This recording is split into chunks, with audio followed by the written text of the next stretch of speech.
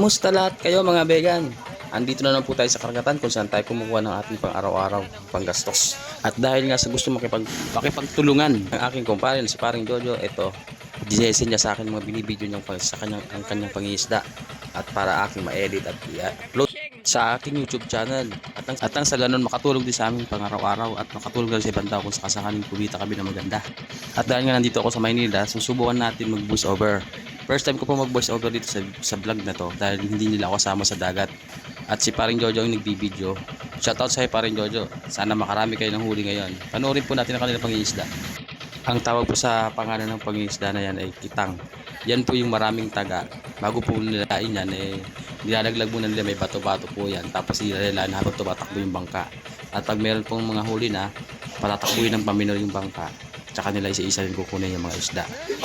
At kung mapapansin nyo po, yung dagat natin yan ay kalmado. Walang kaalon-alon masyado. Pero po pag ganitong mga panahon, bigla-bigla na lang pong lumalaki yung mga alon. Tsaka umapangit yung panahon dito sa dagat. At pag ganito pong magandang panahon sa dagat, lagi po kaming lumalaot yan. Ito po yung panahon na para makabawi kami sa mga panahon na hindi kayo nakapaglaot. Kaso nga lang po, ang magiging problema natin, sa sobrang dami na rin ng isda, bumababa po yung presyo. Yun ang nagiging problema natin mga isda. Pero maging ganun pa man, kailangan po natin magpatuloy sa ating paghahanap buhay dahil ito po yung pinakang income ng kasama ko. At isa na rin po ako dun pag sa probinsya ko. Ganyan, yan na rin po ang aking nagiging trabaho o paghanap buhay pag sa araw-araw. Kahit po mababang presyo ng isda, minsan lugi kami. Kailangan namin pagpatuloy yung pangingisda namin upang sa ganun, umingkam kami at meron kami itustos sa pangangailangan ng aming pamilya. Dahil sa pagganitong buwan o ganitong mga panahon, ito yung lumalabas ngayon ng tulingan, tabakol, yellow pid at marami pong iba. At pagdating naman po ng December o January tapos February, March, doon po mahina yung huli ng mga isda sa dagat. Kaya hanggat marami pong nahuli sa dagat na mga isda ay patuloy po kami nangingisda parang sa ganon kahit mura yung presyo ay matugunan yung aming mga pangangailangan ng mga kasamahan ko, ng mga mangingisdang kagaya ko. Samahan niyo po ako sa ating panoorin ang kanilang pangingisda at sigurado po mag-i-enjoy kayo.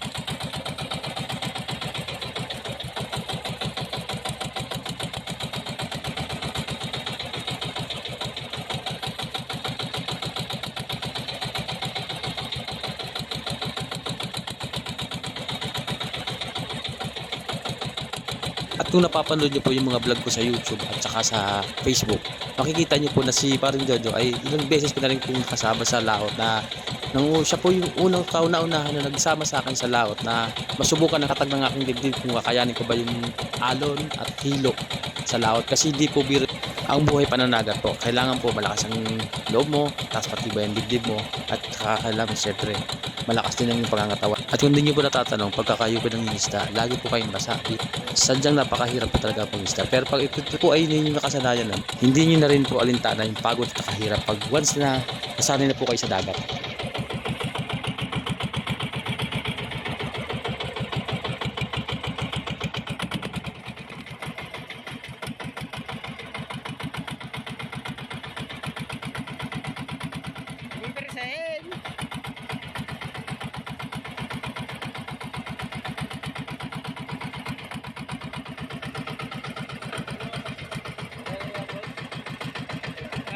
Namuti na, namuti na, namuti. Ang ganyang uri ng pangingisda po, tinatawag namin kitang. Ginagawa po namin to bago lumitaw po ang araw o sumubok ng liwayway at sa pagdating po ng bago lumubog yung araw. Ganun po ang timing ng pangingisda namin, ang tinatawag namin kitang. Sa ganyang mga oras po kasi lumalabas yung mga isda, nanginginain po sila. Kaya kailangan po, pag tayo magkikitang, timing din po natin yung oras at yung paglabas po ng mga isda para sila manginain.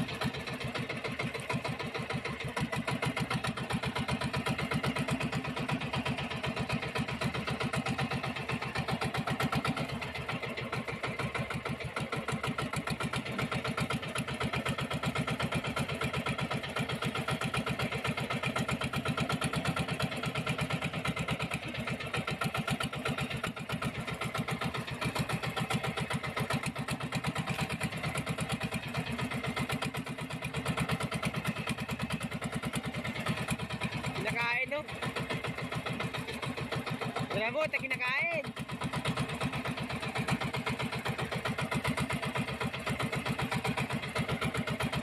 Kinakain.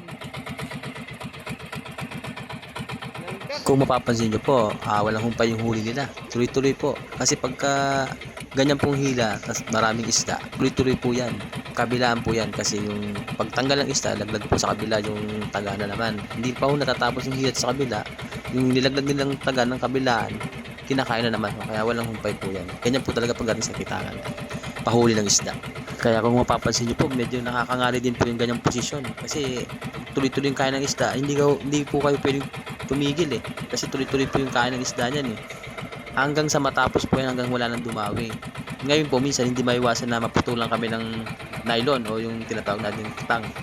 Kasi sa sobrang dami ng kumakain ng isda.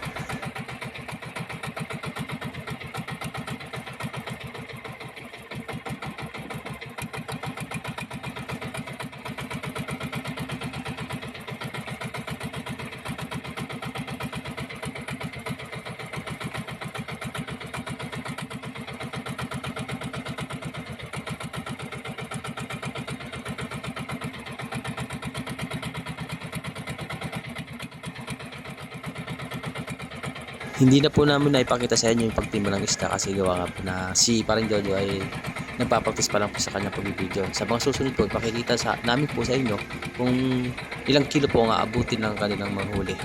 At yung kanilang pagluluto po sa laot at buhay dagat po, papakita po natin sa mga susunod po natin vlog. Maraming salamat, hanggang dito na lang po.